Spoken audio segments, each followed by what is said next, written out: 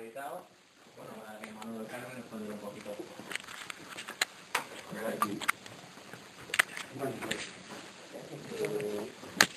Nosotros los Avesinos con la edición de este libro completamos la publicación y el rescate, ¿no? de uno de los grandes reportajes más importantes del siglo XX en España, que es la trilogía que Eduardo de Guzmán dedicó a los 4 primeros días de guerra, a los 4 últimos o 5 últimos, y luego a su experiencia en campos de concentración y en la cárcel y demás. Es como un gran reportaje, como digo, en que él narra lo que, digamos, sus vivencias personales y lo que él vio y vivió de manera directa. Nos ha costado un tiempecito, ¿no?, conseguir ir publicando los 3 tomos, ¿no?, y nos ha servido también para rescatar la figura de Eduardo Guzmán. Es decir, por poner un ejemplo, cuando empezamos rescatamos el año de la victoria, que fue el primero que publicamos, aunque es el segundo en el orden cronológico. El primero es La muerte de la esperanza, el segundo, como digo, el año de la victoria, el tercero, Nosotros los Avesinos. Por poner un ejemplo, como digo, pues yo qué sé, si uno entraba en internet buscando Eduardo Guzmán, pues salían bastante poquitas cosas, ¿no? Algunas de su obra, alguna obra periodística, parte de su obra periodística en Triunfo, o algunos artículos que había publicado en determinada época en Diario 16 y demás, ¿no? Y actualmente, si entráis en internet, veréis que hay multitud de entradas sobre Eduardo de Guzmán. En estos años, pues hemos presentado la obra de Guzmán en Madrid, en Barcelona, en Valencia, en Valladolid, y luego este año, en el 2008, se le hizo un homenaje en Palencia, que es la capital, digamos, de la provincia donde él nació. En Palencia capital se le hizo un homenaje organizado por la Universidad Popular de Palencia y algunos periodistas de allí, ¿no? Y luego, posteriormente, también en Villada, que es justamente el pueblo donde él nació, Villada, un pueblecito de la provincia de Palencia.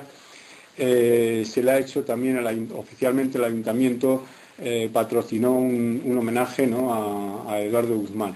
Con lo cual, hasta un cierto punto, no todo lo que se merece, ni muchísimo menos, desde luego, pero sí, por lo menos, ha habido un cierto reconocimiento, si no así masivo y demás, ¿no?, pero sí está habiendo un reconocimiento de la obra y de la figura de Eduardo Guzmán, que, como digo, pues desde el año 75, 76, por ahí, ¿no?, pues que es cuando se publicó, en el momento en que se publica lo principal de él, ¿no?, pues había quedado ahí un poquito aparcada, ¿no? Entonces, digamos que estamos pues realmente satisfechos de haber conseguido este rescate, ¿no?, de la obra de Guzmán, y particularmente de esta trilogía, que la consideramos un verdadero monumento literario, histórico y periodístico de la literatura española del siglo XX, ¿no? Algunos, por ejemplo, el año de la victoria, como suelo decir a menudo, ¿no?, que es el que está dedicado a cuando caen prisioneros los 25 o 30.000 republicanos que estaban en el puerto de Alicante, ¿no?, y se les lleva al campo de concentración de los Almendros, de ahí al campo de concentración de Albatera, y desde Albatera luego ya a los diferentes centros de tortura e interrogatorio de diferentes partes del país.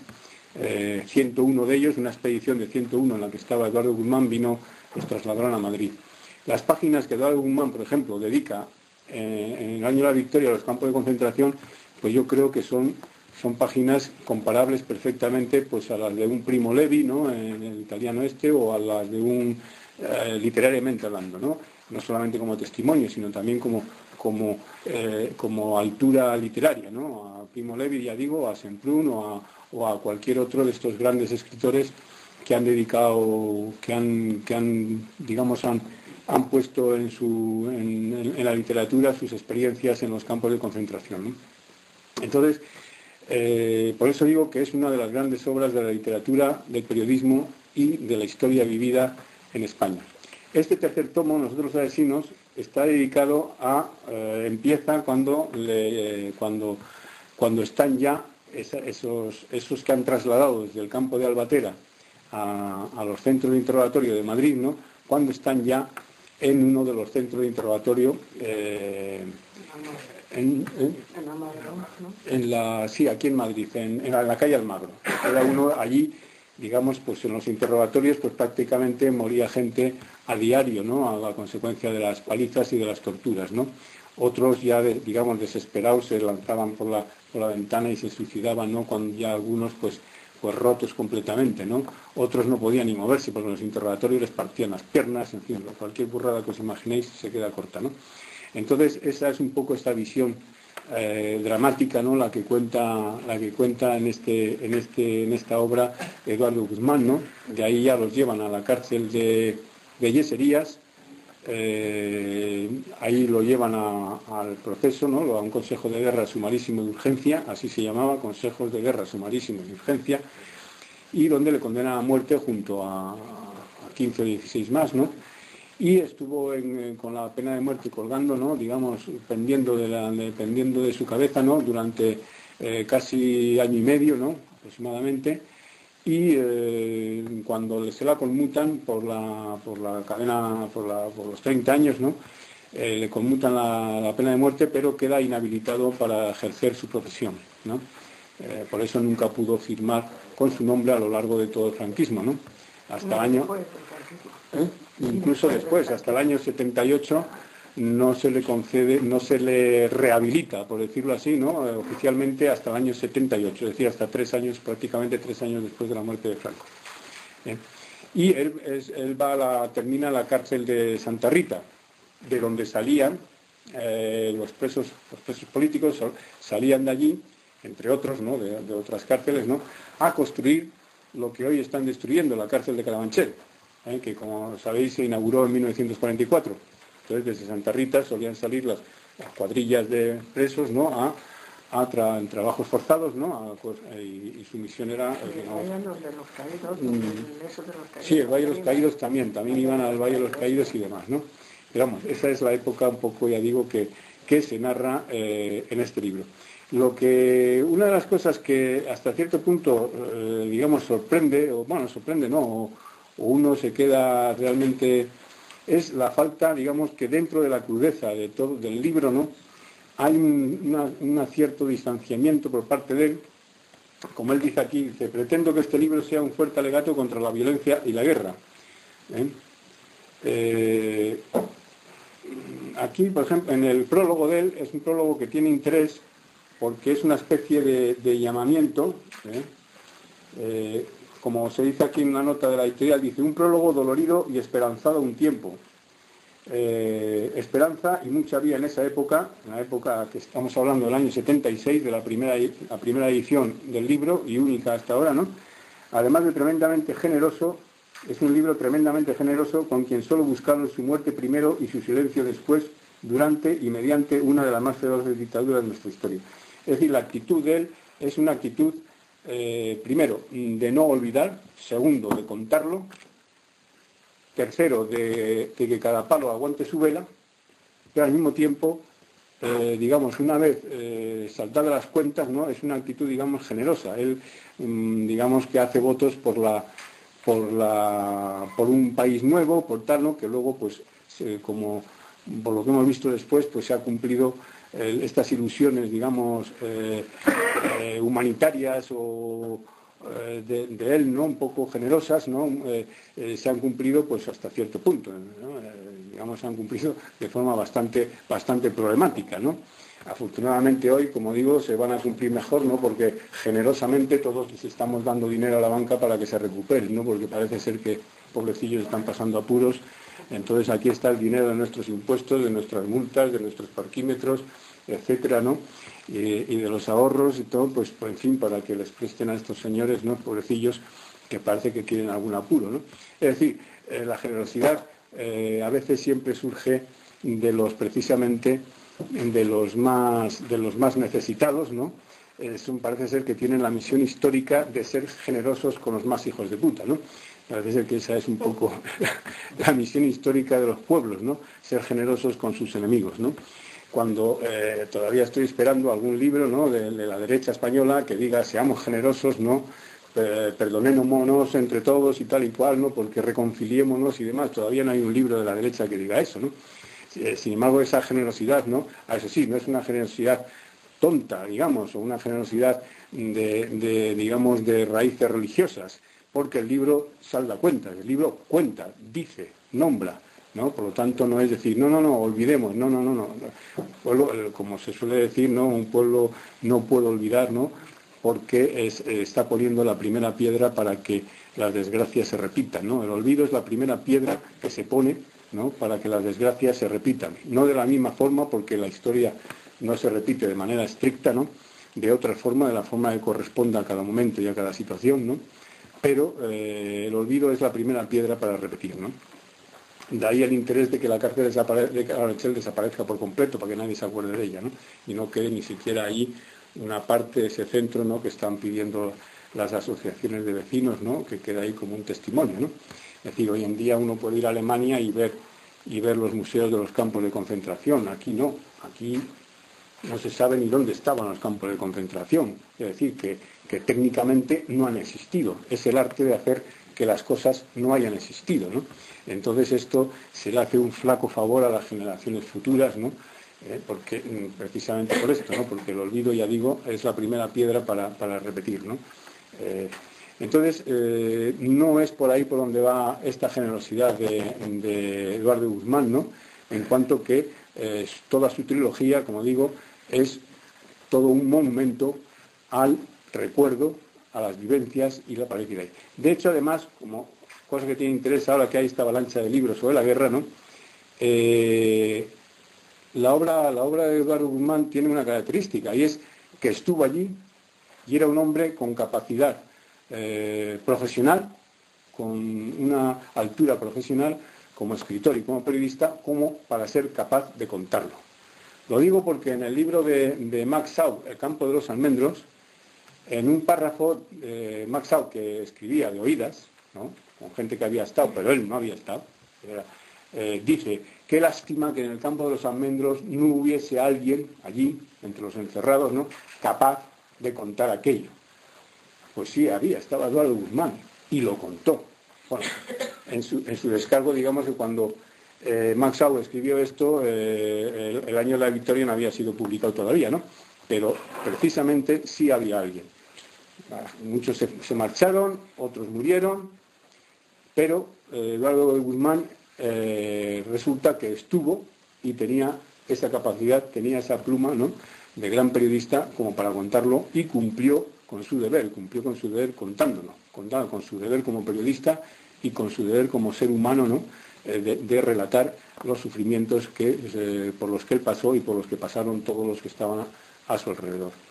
Entonces, bueno, pues simplemente deciros esto, ¿no?, que es que por fin la trilogía ya está en la calle, y que verdaderamente es yo creo que con el paso del tiempo quedará como uno de los grandes clásicos de ese momento, ¿no? Como un testimonio ya clásico, como puede haber quedado, ya digo, algunos otros, en concreto, pues me ha recordado el de Primo Levi, ¿no?, que ha quedado ahí para los tiempos futuros, ¿no?, estos testimonios tan grandiosos, ¿no? Pues de esa altura es esta trilogía de La muerte de la esperanza, El año de la victoria y Nosotros los asesinos. Pues nada más, será esto. Si queréis alguna puntualización sobre el asunto, lo que sea, ¿no? Pues Carmen Bueno, como sabéis, o muchos de vosotros saben, pues estuvo casada con Eduardo Guzmán. Ella fue enfermera durante la guerra, enfermera de guerra. Antes y después. Y antes, vamos, lo era de antes, sí, efectivamente, desde el 32, ¿no? Era enfermera ya, desde el 33. No, del 33. El 33. No, del ¿cuándo empezó la guerra? 36. Pues el 35. Y el 35, ¿no? Era ya enfermera, trabajó como enfermera en un hospital de sangre, en Hotel Rich. Ya estaba, cuando empezó la guerra, ya estaba yo en un sanatorio particular. Y de ahí pasaste al hospital de sangre. Pasé porque me dijeron que faltaba gente en los hospitales de sangre, Y entonces pues había muy pocas enfermeras tituladas, muy pocas, y tiraron de todas nosotras. Y nos llevaron, yo estuve en el hospital, en el Hotel Ritz, que le hicieron un hospital de sangre de la CNT, y el Palace era de los comunistas. Y yo estuve en donde el Ritz, allí estuve pues hasta que se acabaron. Yo me fui a Valencia, ya, bueno, ya todo lo demás ya Ahí no interesa. usted responsable de una sala. Yo responsable era yo, fíjate que presumía yo, que no veas, de una sala que había 62 enfermos.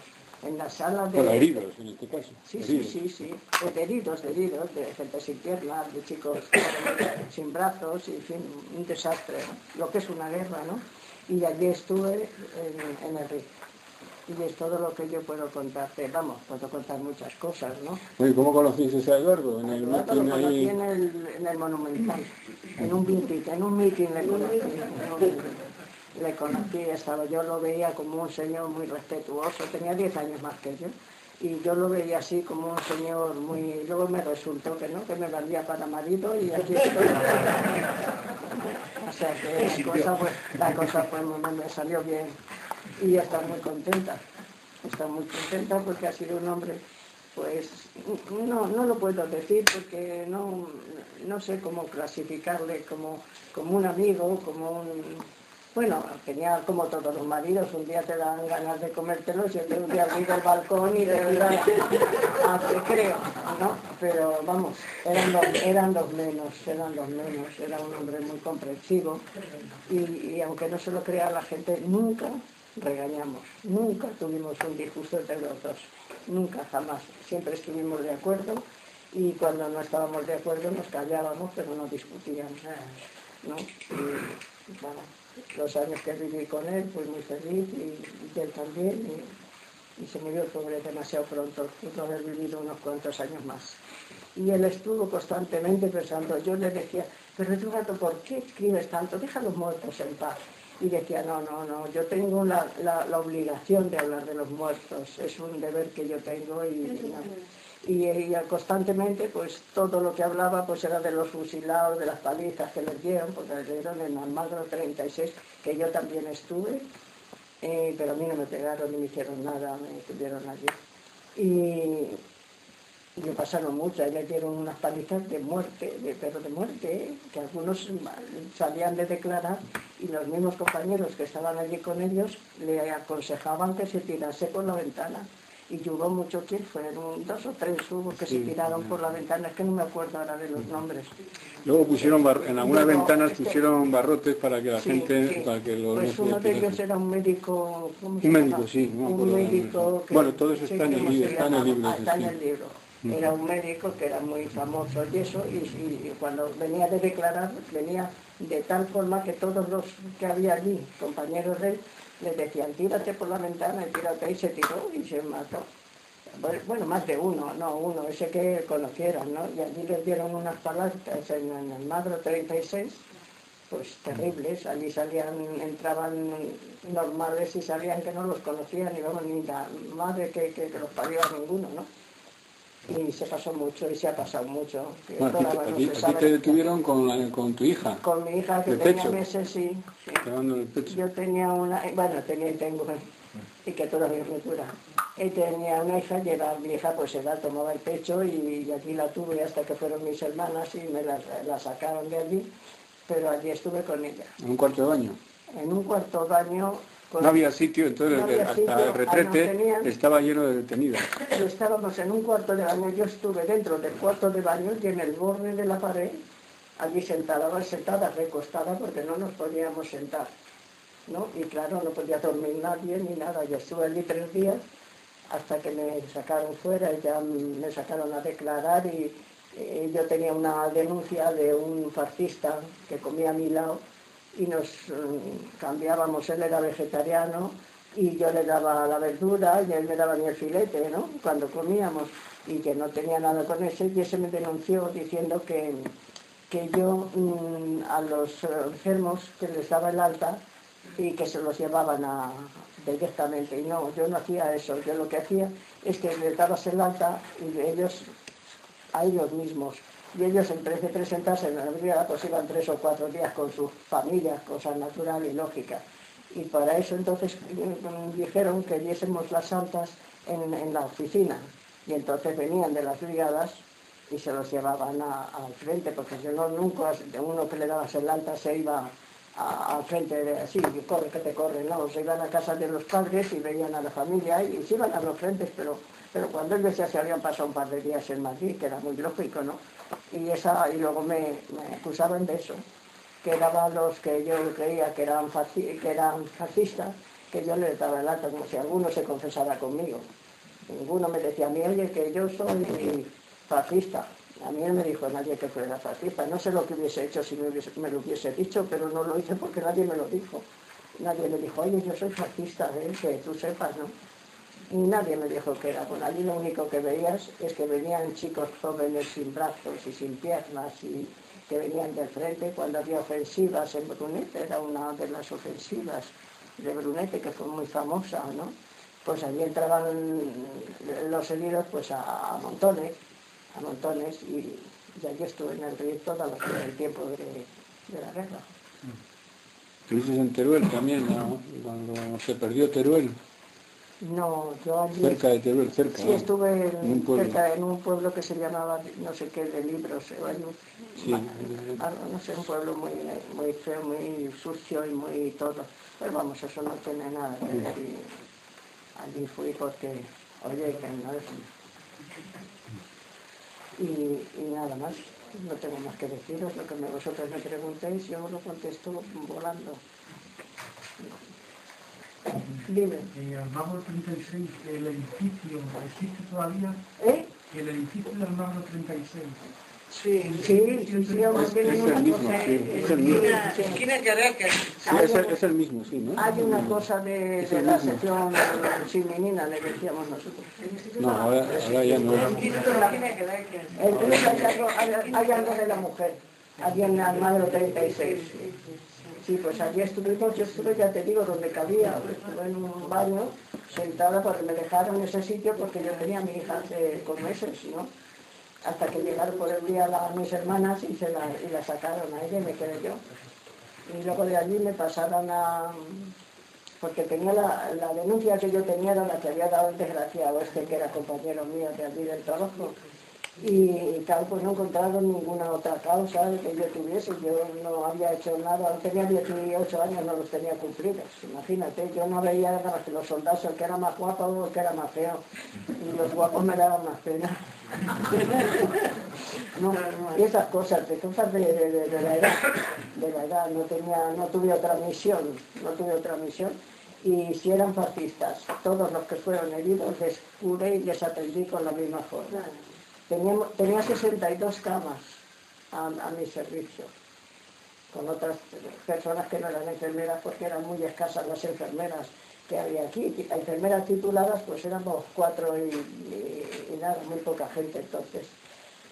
Pero bueno, luego había enfermeras, pues chicas muy jóvenes y muy fuertes que se comían el mundo. Allí lo que había que tener pues son las camas limpias y cuidar a alguno. Ya te digo, 62 camas teníamos. Y las teníamos siempre llenas. Cuando había una ofensiva, lo de Brunete y lo de todo esto, pues era nosotros teníamos, la CNT, teníamos el RIF y los comunistas tenían el PADA.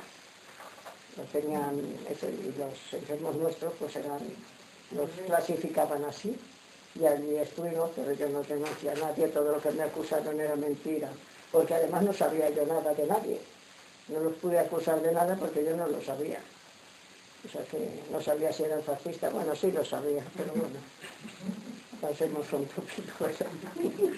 Sí. ¿Yo? Sí. Oye, perdonadme de entrada si digo algún inconveniente, porque cuando he entrado estaba un tanto despistado y yo porque estaba despistado, estoy muy a gusto, pero bueno, yo este procedo de la otra tradición, ¿no? de la competencia, de la tradición marxista. ¿Por qué estoy aquí? Pues casi como un deber moral. Y os lo digo porque, y lo siento por el editor, yo no voy a comprar, salvo que tenga un prólogo nuevo, no voy a comprar el libro porque tengo la primera edición.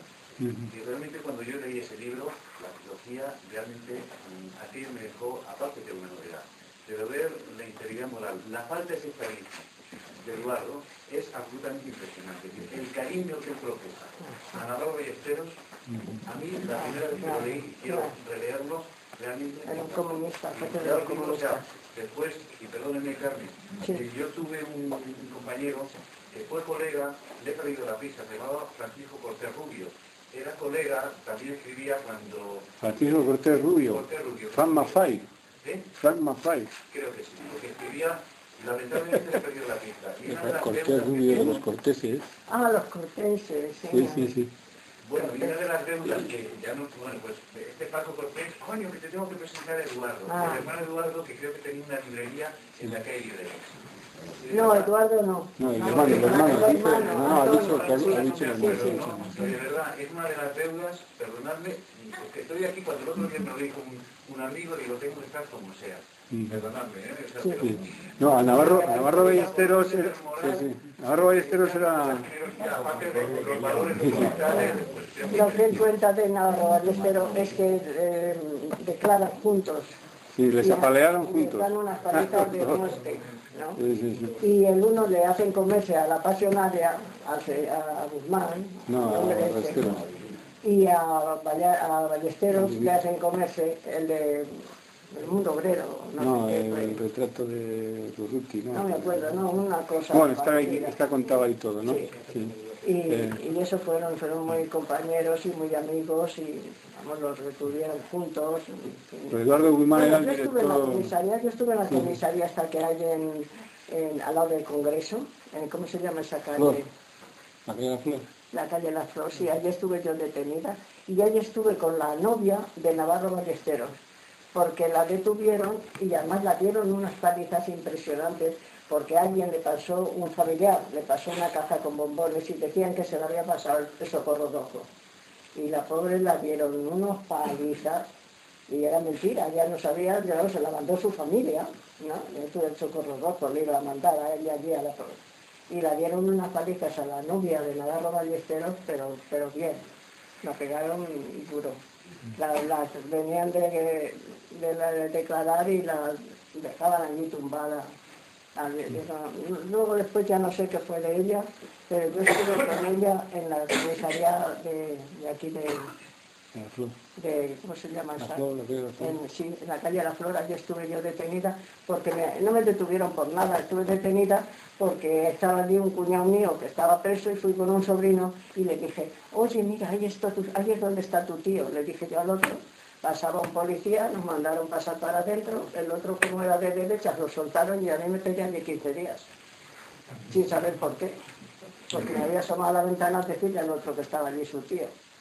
Y allí estuve yo 15 días en esa comisaría.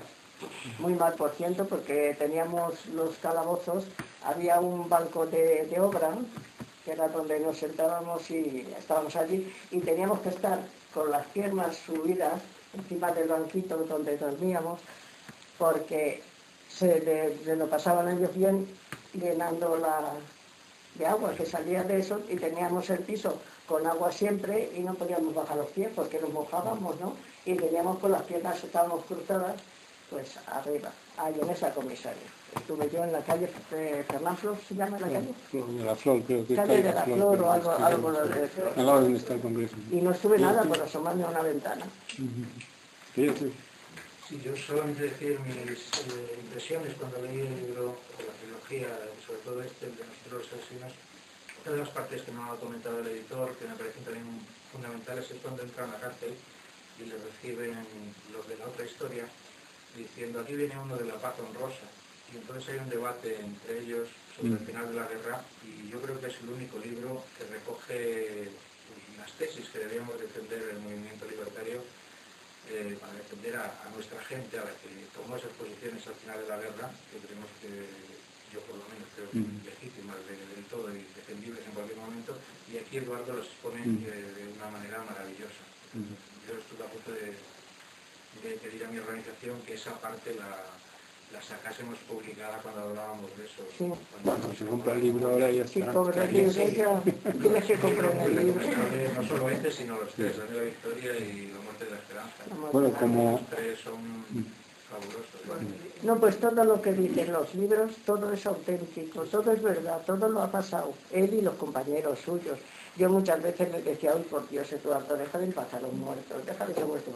Y siempre me decía, yo no puedo dejar a los muertos porque tengo una deuda con ellos. Y hablo siempre de ellos. Bueno, en las acusaciones es curioso, ¿no? Interesante puntualizarlo, ¿no? El Fidel, cuando él dirigió Castilla Libre, ¿no? El periódico Castilla Libre, que lo fundó Isabel Romero, que era responsable del metal, ¿no? de Madrid, de la CNT, y le llamó a él como buen profesional. Isabel Romero no solamente quería un periódico, digamos, orgánico, sino un periódico que tuviese cierto nivel, cierto empaque, ¿no? Que pudiese, digamos, llegar a no solamente, digamos, a los de la parroquia, sino que llegase más allá, ¿no? Con un buen periodista. Y pensó en él y él lo estuvo dirigiendo. Es curioso porque cuando en la sentencia de muerte, no se le acusa nada más que de haber sido redactor jefe del periódico La Tierra, comentarista político del periódico La Libertad, que era un periódico republicano más o menos de izquierda, ¿no? Pero vamos, no era un periódico, digamos, de un partido así de la época, de los de izquierda de la época, ¿no? Y haber sido director de Castilla Libre, es decir, no tiene otra acusación.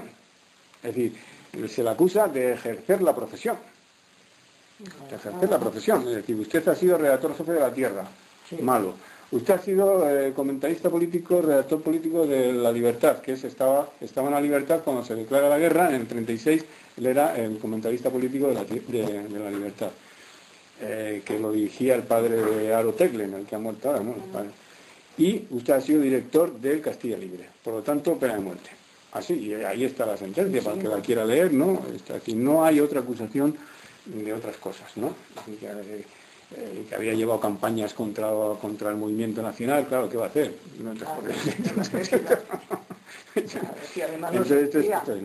Y luego él profesionalmente era un hombre muy altamente, ya no cualificado, sino que además su cualificación era reconocida en el mundo de la prensa durante toda la República, es decir, no era un periodista cualquiera, ¿no? Es decir, de ahí de que Navarro Ballesteros, el caso ¿no? Pues que eran muy amigos, ¿no? Pero era un reconocimiento profesional, de profesional a profesional, ¿no? El otro era comunista. Y el otro era fue director de Mundo Obrero, ¿no? Y lo fusilaron, ¿no? Entonces, digamos que esa falta, esa no sectarismo, es decir, sin salirse de sus convicciones y absolutamente dentro de sus convicciones y perfectamente convencido, ¿no? No fue un hombre sectario. De hecho, eso que dices tú, ¿no? Lo expone a través de una discusión de ahí, no lo expone como un discurso político suyo, sino lo expone en un plan, digamos, de conversacional. Es decir, hay unas conversaciones que hay ahí, ¿no? Y él muestra las conversaciones y los argumentos de uno, los argumentos de otro y demás. Por lo tanto, ya esa exposición ya no es una exposición doctrinaria, sino es una exposición polémica, ¿no? Él introduce ahí, ¿no? Y eso es interesante, ¿no? Si no estamos ante un discurseador, digamos, de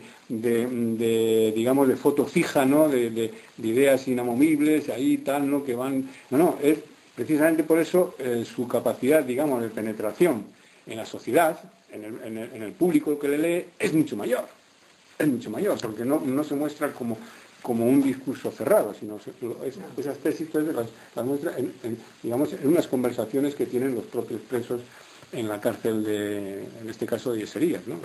Luego ya pasa a Santa Rita, ¿no? Y bueno, el viaje también, que lo habréis leído, el viaje que hacen a los presos que traen desde el campo de concentración. Sí, bueno, el viaje ese es interesante también, lo traen en camiones, ¿no? Desde los Almendros al mar. Las van siguiendo por los pueblos diciendo, estos son tales y cuales. Eso no pasaron, bueno, ¿cómo lo pasarían? Pues muy mal, imagínate. Se paraban a comer los que los traían en las fondas o donde fuese que tenían buena comida, y ellos los dejaban, claro, en el camión subido y anunciando que están los rojos, que han venido, y todo el pueblo, pues salía a ver a los rojos, a ver si tenían cuernos o algo así. O sea que, bueno, fue una pena, pero ya lo hemos pasado y estamos aquí para contarlo, que no es poco. muchos de nosotros lo hemos pasado a través de lo que él escribe. Sí. No lo escribiera él, no Pues lo todo lo que escribe. escribe es verdad. Claro. Todo, absolutamente. Tanto la detención en el puerto de Alicante. Sí, como eso fue horroroso. No está en otro sitio, no el está. campo de los Sarmientos, No está en ninguna parte. las extracciones que Padre, hacían. te da la impresión de que estás viendo. Claro, que tú has vivido esa historia. Cuando llegan las comisiones de los pueblos a los campos de concentración y a buscar a los de su pueblo y vamos, para matarlos, vamos, porque muchos de ellos los sacaban, los montaban en un camión y 1 kilómetro más adelante lo bajaban, le pegaban y lo enterraban lo dejaban tirado por el camino. No, lo y enterraban. los mismos que iban de los pueblos buscando a sus paisanos, a los miembros de su pueblo, iban a Sí, los sí. campos de concentración y los sacaban tranquilamente, fulano, pegano, que eran de su pueblo, se los llevaban y a 10 pasos oías que los estaban matando allí, se oían los tiros, de que los mataban y los dejaban allí en la carretera. No se ha dicho ni la mitad de lo que ha pasado. Siempre yo muy jovencita fui a Santander y estaba en el faro y me asomé, digo, el que se caiga ahí, y había un hombre que me dijo, vengo todas las mañanas. Todos los días ahí tiraban a mi hermano y los tiraban y algunos nos acababan de Claro, matar. sí. Y hasta que una ola se los llevaba Sí, vivos, señora. los ahogaban, los dejaban ahí, y de eso tampoco ha escrito nadie de Santander. No, El sí, faro no. de ahí estaba siempre lleno, Claro. los daban un empujón Y allí eran los los añudos y sí dijeron muchas cosas. ¿no? y no podían subir por ningún lado, Claro. porque había agua y si alguno intentaba algo, No, lo nada. remataban. No, Así que no morían ahí trataban. heridos, con las piernas rotas. Y cuando íbamos a las puertas de la cárcel, cuando estaban presos, pues allí se armaba un follón en la puerta de las cárceles porque los que salían, los que fusilaban, la única noticia que tenían los familiares es que veían los petates de ellos en la puerta. Veían los petates porque si dormían en un colchón es porque la familia lo llevaba. El colchón y cada uno tenía su colchón. Yo tengo la fotografía de la celda de condenados a muerte donde se ven los petates de cada uno, que tienen cada uno su petate. Y por eso conocían a los que habían sacado esa noche, ¿no? Y bueno, y allí se armaba, pues fíjese usted la que se armaba. Pues se armaba, pues uno gritando, ay mi hijo, ay mi marido, ay mi tal, ay mi cual, que los habían sacado esa noche. Esos han sido estos señores de las flechas. Para mí los que están en el PP son los hijos de él.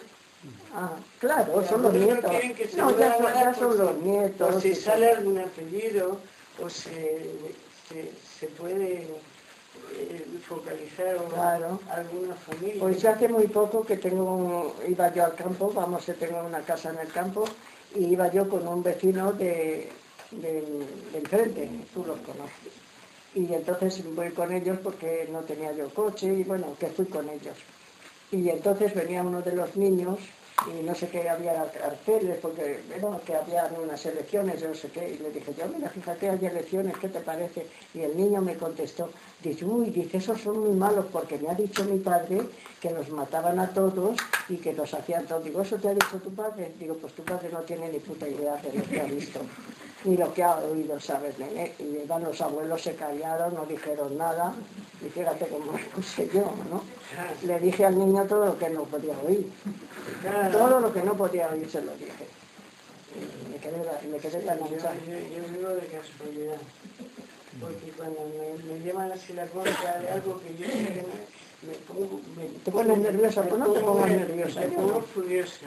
Ya no te pongo, yo no me Porque pongo. me pasé toda la infancia viendo llorar a mi madre, a mi tía, Claro, a todos. claro. Era toda una tragedia. Y nosotros los que no, todos, nosotros la gente, las mujeres, las madres y las hermanas y las tías, nos poníamos en los balcones porque veíamos cómo sacaban al vecino de frente, allí calladitos, asomábamos por una... ¡Ay, si se han llevado fulanito! ¡Ay, si se han llevado! Y al día siguiente, a los 2 días, pues que han fusilado al fulanito y que han fusilado... Hombre, por favor, si se han puesto morados. En eso están tranquilos de todos los que se han llevado por delante. Y yo digo, ¿y dónde están? ¿Dónde están los hijos y los nietos de esta gente? Porque luego después ha terminado la función y eso, y aquí hemos estado todos juntos, y hemos estado revueltos. Yo no he visto a ninguno de los hijos de estos señores, yo no he visto a nadie. ¿Dónde se han metido? Pues casi todos que tienen esos pisos que nos dio la Falange y demás, pues se me dieron de premio. Hombre, claro. ¿Algo más? Sí, yo recalcaría otro pasaje del libro, que ahora que está tan de moda en los periódicos, es el pasaje de Sandoval. De Sandoval. La imagen de que los anarquistas somos todos degolladores, tirabombas y asesinos. Bueno. Y la imagen que da Eduardo, Sí, incluso hasta de... sí, la imagen que da de cómo era Sandoval, era tiene verdad. un propio remordimiento de que están diciendo el tírate ya de una puta vez. Sí. Deja de denunciar a tus compañeros. Sí, ahora han sacado un libro estos otros hermanos, que uno es fotógrafo, no sé cómo se llama. Sí, bueno, y han sacado el libro y ya me lo han mandado a mí y eso, y no sé, no puedo hablar de ese libro porque no sé, porque no puedo hablar. Él fue un asesino, él fue un asesino, Sandoval fue un asesino total. En eso tuvieron la culpa la CNT y todos los CNTistas, porque si lo sabían, porque no lo apartaron ellos de la organización, eso, o sea que mejor que se callen con la cuestión de Sandoval. Sí, pero además se nota la diferencia de hablar, Eduardo, cuando habla de Benigno Mancebo. Sí, Benigno Mancebo, pero es que Benigno Mancebo era un héroe. Claramente Alicante, claro. Esto alguien lo tenía que hacer. Claro. Nos toca a nosotros, tú escribes muy bien, pero a nosotros nos toca otra cosa. Claro. Pero de Sandoval, por ejemplo, no. No, de Sandoval no tenía ninguna defensa. Sandoval no tenía ninguna defensa pues porque fue un chico que se crió en la calle y que se hizo un asesino. Y fue un asesino y ellos lo sabían, lo sabía todo el mundo, que era así. Además, tampoco, de eso yo no estoy de acuerdo con la CNT, tampoco tuvieron por qué ampararle si sabían que era un asesino. O sea que esa es la idea que yo tengo particular, ¿no? Si ellos tenían otra cuestión y lo tapaban por lástima o porque tuviesen más... En CNT había mucha gente en esa época, y hubo Claro, casos de gente que se apuntó a CNT y que se dedicó a cargarse gente al inicio de la guerra y a hacerse sus negocios así. Pues mira. Pero esos eran los mínimos para hacer de eso como que todos los de la CNT o que la CNT hacía y tal, sí. En plan metodología, que los fascistas sí hacían en plan metodología eliminar a la población que creían que podía hacerles frente. Pues ahora está muy claro con lo del juez ese Garzón, ¿no sé cómo se llama? Garzón, pues ahora está demostrando de que están sacando a los muertos y tal, y dicen que eso, que tal, todos se quejan. Todos los que se quejan o son idiotas o son de derechas. Hay muchos que son idiotas, aunque no sean de derecha. Y entonces te dicen, hombre, pues en estos tiempos, hacer esas cosas. Pues claro, naturalmente, tú sabes que allí han fusilado a tu padre y tienes interés por ver que sacarlo a la miseria de esta gente, que es horroroso. Que vayan los perros y venir. Nada, naturalmente, ¿y por qué no van a rescatar a sus muertos? A mí me fastidia que los mismos que estaban del lado bendiciendo los fusilamientos ahora bendigan los nuevos entierros. Me fastidia que la Iglesia participe, porque yo he visto de sacar de tumbas y después ir con el crucifijo y todo el palio. Pero, oye, la Iglesia siempre pone un huevo en cada cesta. Sí. La Iglesia pone un huevo en cada cesta. Es como las grandes familias estas que hay alguna película por ahí alemanas, ¿no? Que tenían un hijo en los nazis, otro en la Gestapo, otro en la Resistencia y otro en el Vaticano. Sí. Y entonces la Iglesia siempre se ha caracterizado por poner un huevo en cada cesta. Cuando terminó la guerra, Es igual que en Latinoamérica, tiene la teología de la liberación, estos por ahí, y luego está la Iglesia de Chile, la Iglesia no sé qué, y tal cual. Y como dice, cualquiera que gane, nosotros tenemos ahí puestos nuestros polluelos, ¿no? Cuando se acabó la guerra y venían las tropas y venían ya todos los fascistas por la universidad, ¿no? Venían, yo los he visto que venían los curas delante con la falda remangada y con el fusil. No vendrían de confesar, ¿no? A la gente, a los malos, no lo vendrían Y de en la confesar. actualidad tiene que haber, lo ha dicho Sabater el otro día, tiene que haber un montón de curas y obispos castrenses, de la misma manera que hubo en Argentina. Había como curas torturadores, bien que no te Castrenses. No, claro, pero ¿cómo no? Naturalmente. Con no es castrense que no van a dar una cosa. pero que hay en España obispos, lo que pasa es que no nos lo dicen, pero tiene que haber por lo menos 30, 40. Y el otro día hacía una alusión muy sabia a Sabater, en un artículo en El País. Y después en el internet yo también estuve mirando. Pero eso ya no vale. No vale. Lo hecho está, lo hecho está. Que Ya que lo actualmente que lo hay remedien. obispos Pero hay que decirlo en la cara. Yo, los por que ejemplo, confiesan a los militares y todo, y los que los inducen en confesión, esto está poniéndose tal, habrá que tomar una determinación, son los que pinchan, ellos no hacen nada, pero son los que sí, que mentalizan. ellos están en la retaguardia. Claro. Sí. De todas formas, al hilo de lo que se ha comentado de Benigno Mancebo, Sandoval y demás, no estoy de acuerdo con Manolo. Yo creo que la lectura del libro de Eduardo, la positiva es que cuando Eduardo reconoce al enterarse en el chalecito este checa, el estrecho de toda la historia, y la lectura es cuando se llega a una guerra y se llega a esa barbaridad, ¿no? Yo creo que no vale la excusa de, bueno, la gente era muy grande, éramos pocos, la gente no lo sabía. Si lo sabía Benigno Mancebo, lo sabía Eduardo del Val. Si lo sabía Eduardo del Val, lo tendría que saber el comité de la Federación Local de Madrid. Es decir, que el problema para mí es otro. Te metes en una guerra y las guerras empiezan a ocurrir desgracias, montas un sistema legal aparentemente estupendo, pero hay guerras sucias. Y pones encima de la mesa que hay que ganar la guerra, y todo son excusas, ¿no? Porque la prioridad es ganar la guerra, la prioridad es parar eso mismo que está pasando en la retaguardia enemiga, pero con nuestros compañeros. En fin, que yo no me quiero escudar en el típico discurso de eran unos pocos, eran unos incontrolados. Yo creo que es una de las grandes lecciones de esta trilogía, ¿no? Que incluso entre nosotros pues surgen estas cosas cuando llegamos a tal nivel de deshumanización. Claro. Yo creo que la grandeza de los libros, de estos tres libros de Eduardo, es que frente a la mitología que se ha construido en torno a algunos autores y algunas figuras históricas que ya casi son como el Cid, ¿no? Que conquistó a Zaragoza después de muerto, solo que esto no pudo, pues Eduardo nos pone todos los pies en la tierra, de lo que es realmente una guerra, de lo que es realmente una revolución, más allá de las grandes palabras, de los grandes discursos y los documentales. Hay un libro de él que no conocéis porque es muy antiguo, que es Madrid Rojo y Negro. Sí, eso. Sí, que está reeditado. Sí, que se ha reeditado.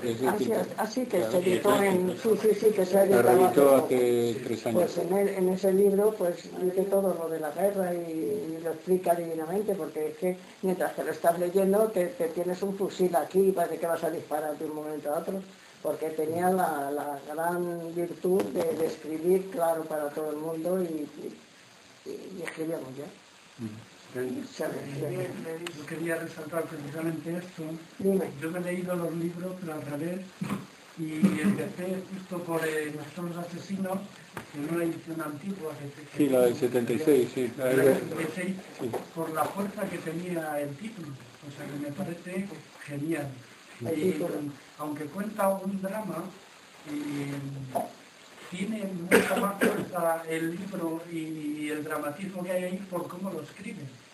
Pienso que pocos periodistas ha habido en España como Eduardo de Guzmán.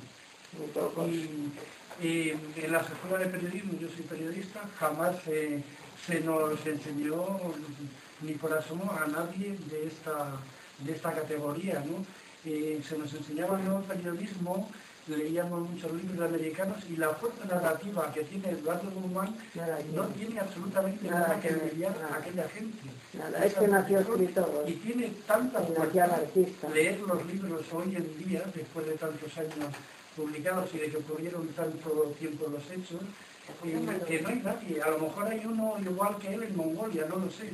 Pero en España, desde luego, no hay ningún periodista ahora mismo como lo fue él. Nadie, ni había ni lo habrá, porque... Esa manera de contar, que es, lo puedes ver como una novela, es decir, quitas el dramatismo y la desgracia de la guerra, con nadie, decir la verdad de cada uno. En el siguiente capítulo. Es decir, hasta que no llegas al final, no descansas. Y te parece que podría seguir... Eso es lo que quería resaltar no solo del contenido, que es una verdad histórica, sino cómo lo cuenta. Sí. Lo cuenta que lo vas viviendo. Que lo propusieron para que lo llevaran a la escuela. Lo va viviendo. Estos 3 libros tenían que estar en la escuela. Pues sí. Porque aquí no han tapado todo y yo no he nunca oír de la República A ver qué dice el Ministerio. Nunca. A ver qué dice el Ministerio. Yo no oí nunca hablar de esta. El otro día le contaba yo del hospital similar. Bueno, ¿alguna cosa más o ya entregamos? Bueno, pues si queréis ahora, Carmen Bueno los puede firmar alguno de los libritos, ya que está aquí. Bueno, ya ves. Podéis aprovechar.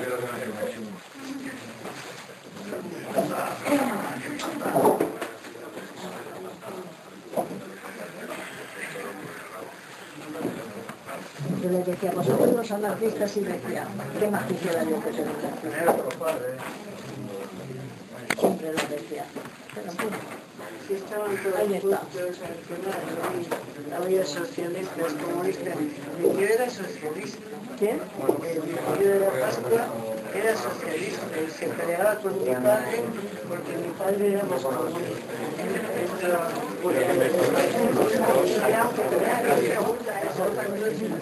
¿De qué? Yo no sé nada. Venga, ¿cómo? Venga, tú eres aquí el amo. Que no. Que tú eres Venga, aquí ¿qué el me amo. No, que tú has sacado todos los libros. ¿Cuánto te costaba? No lo sé, me van a cobrar todo junto, no te lo puedo. Ah, Este vale 18. ya, y ese no lo se me sé. quedó la mano. ¿Qué te digo? Pues Lo que tú quieras. ¿Cómo te llamas? Me llamo Vicente. Bueno, Manolo, me marcho, que tengo que ir a otro sitio. Ya hablamos, ¿vale? bueno, ¿y los otros? Todos. Este no sabía que estaba editado, ¿eh? Sí, esto lo recuperaron hace Claro, rato. pero que la última vez cuando estoy en tu local te lo pregunté y me dijiste que no había más y este estaba, No, pero es que este no es... tú no lo tenías. No, este es del grupo Banaya. No lo tengo. Me dicen que si tenías Este no lo he editado yo. no, ya sí lo sé, pero que yo te pregunté si había me dijiste que no, a lo mejor esas Pues cosas a lo mejor no, que queda de... No es... Sí, esto lo han publicado, esto lo han publicado sin saber lo que lo publicaban. Este lo ha publicado la ABC. No, el Y grupo cuando se han Anaya. enterado, No es el ABC, es se han el grupo enterado, Anaya. ¿eh? El grupo Anaya, no es ABC. Bueno, pero es de ABC. No es ABC, no. No, bueno, pues sí, pero como lo han publicado y acabaron, mandaron el definitivo, el dinero y de tal, y se acabó. No, yo creo que han echado al que lo publicó, el que hizo para publicar. para Vicente, un amigo y un compañero. Por ejemplo, Vicente y todo, que tengas que pensar mucho. Eso han hecho como una capilla ahí. Y Ya no se escribe, es que tengo, Nada, no te que preocupes, tengo claro, 60 años. es igual. Lo importante es el contenido, no la letra. no sé, bajando por Carabanchel, Ay, o sea que caminan ya no sé escribir. Vale, muchas gracias. Ya no sé escribir. Ya no sé ni Que escribir. pierdas a veces escribir no significa que la necesidad se Voy a la tengo lo que vale, pero voy a... Muchas gracias. es la que está, ya, yo lo único que no he cantado es el sol de la tarde, cada día hay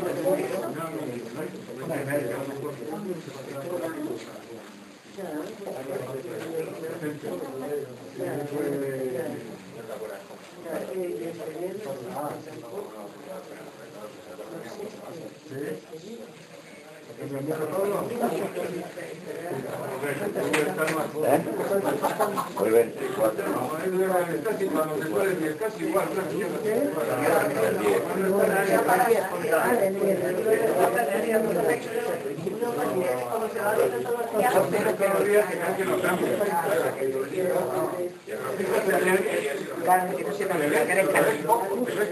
Y muy poco para publicar y tal, pero...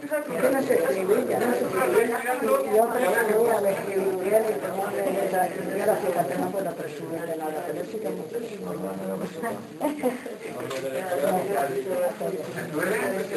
Vale, guapa, siguiente. Para Ana y para Agus. pues aquí Ana y Agustín.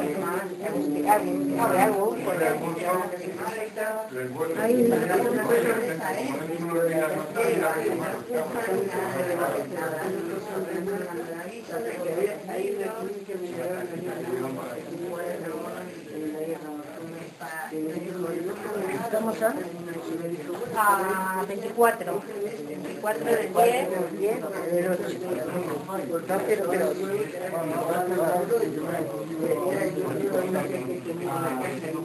La verdad que ya no se escribe.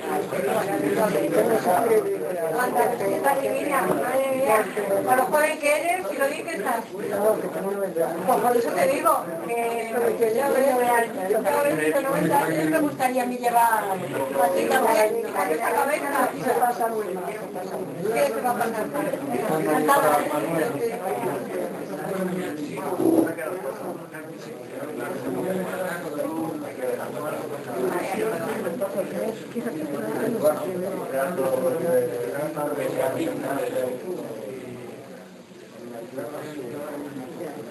Que al final, y esto lo ha escrito una señora de 90 años. Te conocimos todos. En tu casa te conocimos todos. Que te conocí más joven. Una entrevista que hicimos para la CNT, para el periódico CNT. Ah, sí, que me conté. Uy, hace un montón de años. 6 años. Sí. Nos pasamos muy bien. Pero no que no se necesita. ¿No? Porque no estamos en el si no te comunicas. ¿Esto de quién es? No sé. Quiero dar un beso, cariño, gracias, hija, gracias.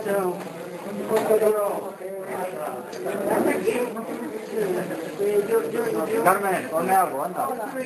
O Pablo. Lo que quieras.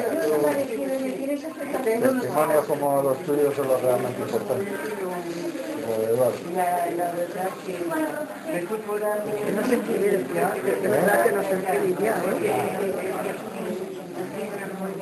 pues no, no tenía muy bien, me quiero cuidar, que estaba fatal, que vine para acá y me jubilé en la misma editorial que trabajé en el sentido.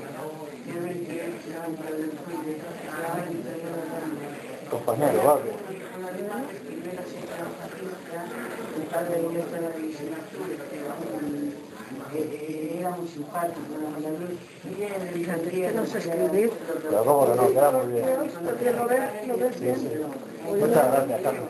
porque las cosas de tratan que tenían papel. Claro. Si ya casi chapada, fue terrible.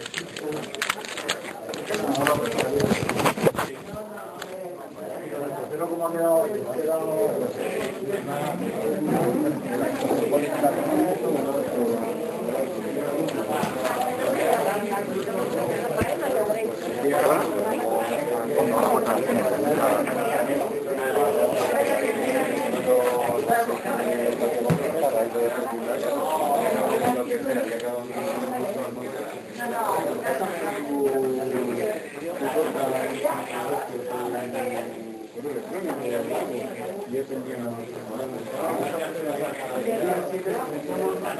yo vengo, yo es para la bueno, sí. Pero estaremos exigiendo bien, ¿no? Seguro. No que le ha escrito él, o sea que yo creo que te ha explicado. Pero yo lo mismo puedo usar de otra cosa. Entonces ya no tiene nada que ver.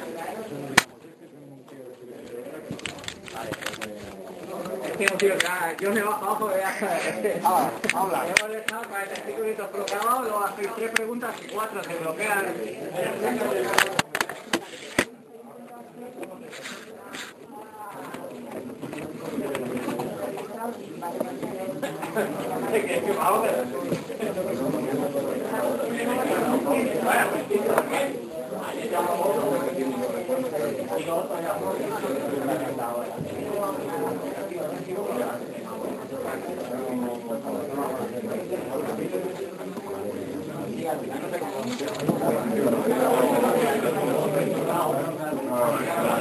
La teníamos por diciembre,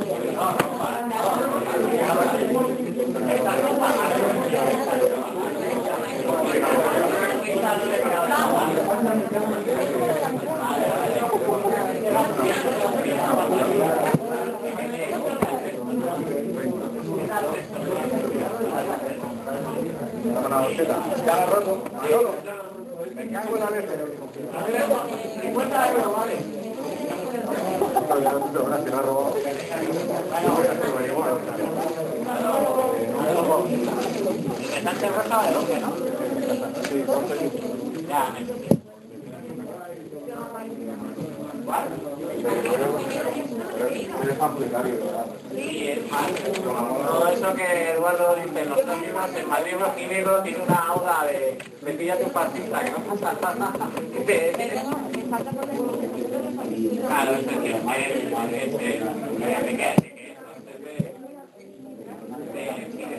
agosto, septiembre del 36, que es de... Yo me lo leí.